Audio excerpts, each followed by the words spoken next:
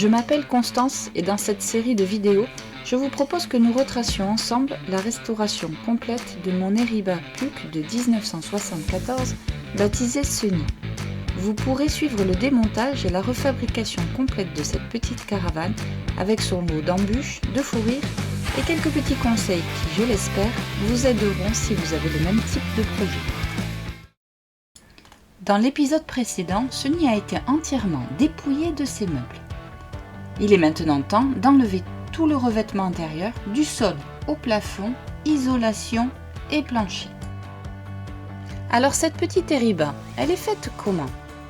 Eh bien c'est une structure de tube en acier sur laquelle est posé un toit en polyester.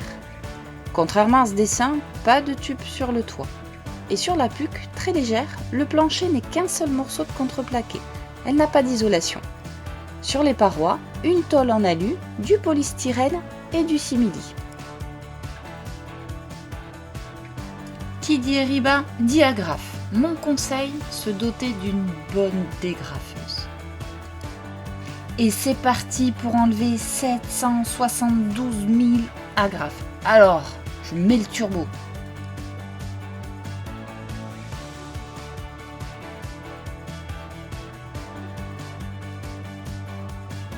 Il est temps d'arracher ce lino bien abîmé. Je commence par l'arrière qui me semble plus facile. Et je tire.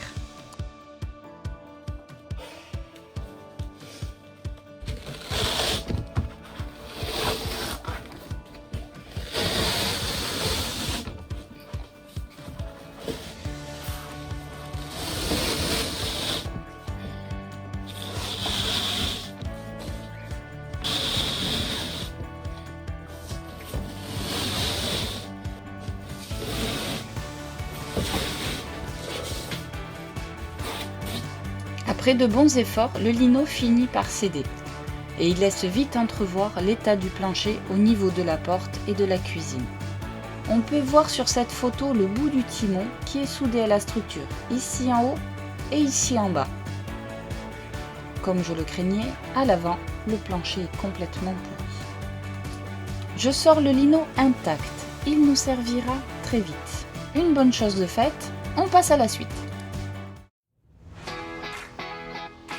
En bas de la toile, il y a un fil de fer et un ressort. Le tout se glisse ici, sous le rebord. Il faut désengager le ressort pour sortir la toile. On sort donc le fil de fer tout autour du rebord.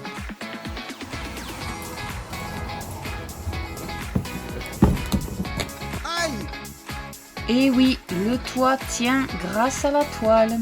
Voici donc la réhausse sortie avec la toile et support. Alors j'ai enlevé la toile qui était des anciens propriétaires. Donc elle avait été mise par-dessus cette partie-ci. Ça passait derrière, c'était collé, c'était vissé. J'ai fait quelques photos. Maintenant il y a dedans là, il y a le câble qui sert à serrer autour du toit de la caravane, hein, pas du champignon. Et sur cette partie-ci, on sent qu'il y a une grosse épaisseur par rapport au reste. Donc je vais découdre. Voilà, j'ai décousu le bas. Donc voilà, il y a le câble qui rentre dans ce caoutchouc. Donc je vais sortir tout ça. Cette gaine très importante protège donc la toile du ressort de tension et de la jonction avec le fil de fer. Bien sûr, je garde tout. Voilà la réhausse sans toile. Plus qu'à enlever le simili collé. Pour défaire le ciel de toit, il faut sortir les bandes de finition en bois et le rail métallique en enlevant le cache blanc. On voit les effets du temps sur l'isolant qui se désagrège. Le ciel de toit est tendu avec des armatures métalliques dans des passants en tissu, souvent décousus.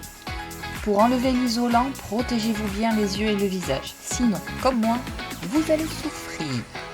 Alors la toile du toit est entièrement collée au rebord. Il y a quelques agrafes, mais vraiment pas beaucoup. Hop là. Voilà. On sort de nouveau la dégrafeuse et au boulot.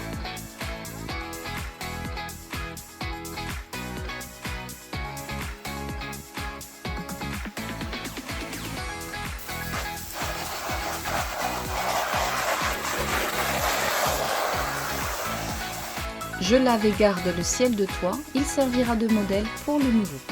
Encore une bonne chose de faite. J'avais commencé à enlever le simili du bas des murs avec le polystyrène. Mais comme on peut le voir ici, il faut d'abord enlever les fenêtres pour sortir tout le simili. Pour démonter les fenêtres, il faut d'abord enlever la clé. La clé est en plastique souple et sert à tendre le joint. Pour l'enlever, on tire dessus.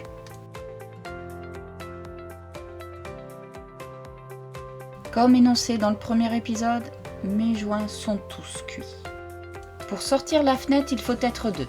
Un qui pousse dans l'angle à l'intérieur et un autre qui rattrape la fenêtre à l'extérieur. Et ça marche pour toutes les baies fixes.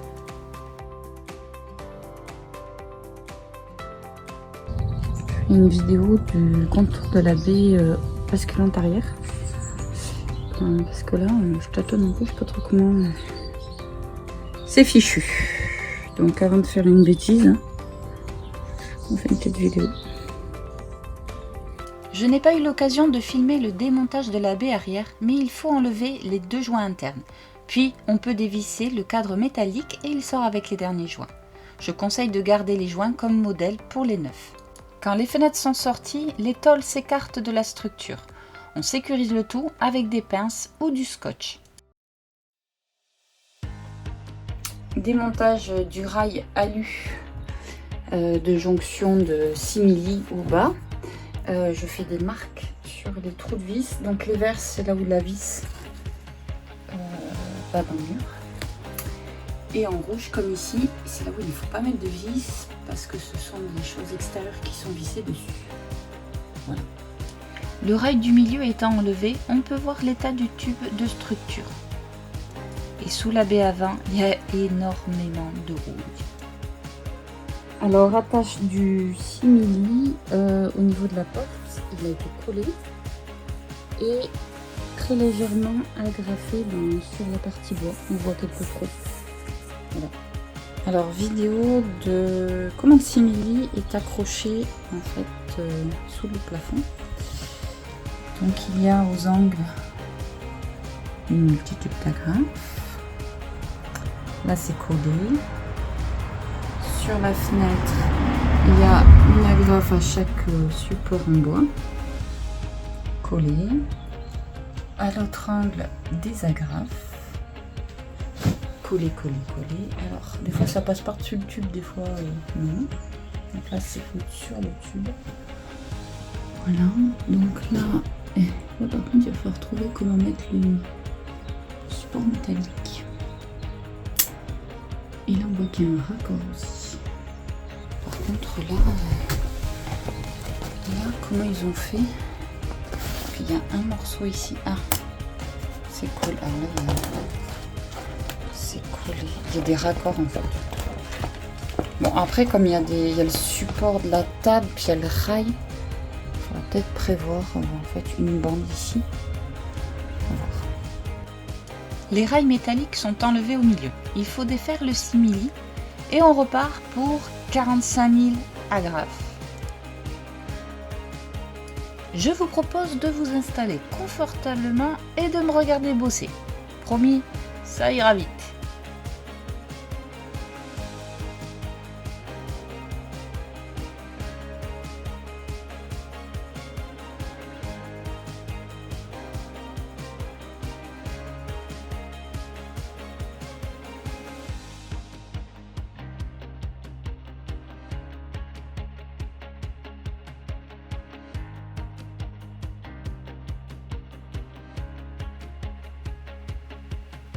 Voilà, tout le simili est sorti et je l'ai gardé intact, au cas où.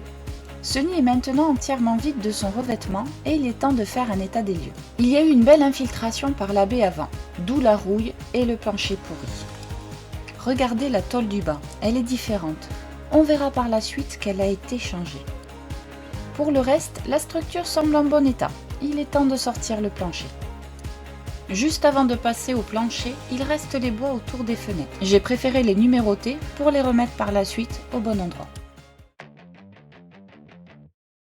Je commence par démonter la prise extérieure et attrape mes meilleurs amis. Je repère et sors les vis du plancher. Petit petite vidéo du plancher qui tient très bien.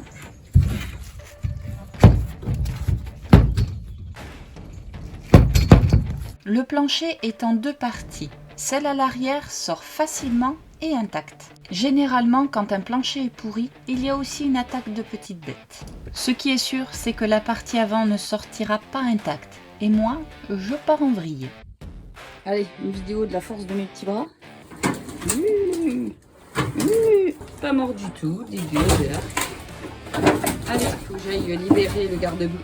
J'aime beaucoup cette photo, comme un monstre qui sort de ce nid. 2 semaines que j'ai commencé les travaux et voilà ce qu'il reste. Je fais la maline, mais ça ne va pas durer. De bon matin, protégé et avec ma brosse, j'attaque le nettoyage du toit et du châssis. Le brossage du toit enlève tous les résidus d'isolant. J'attaque ensuite le brossage de la structure, quand soudain...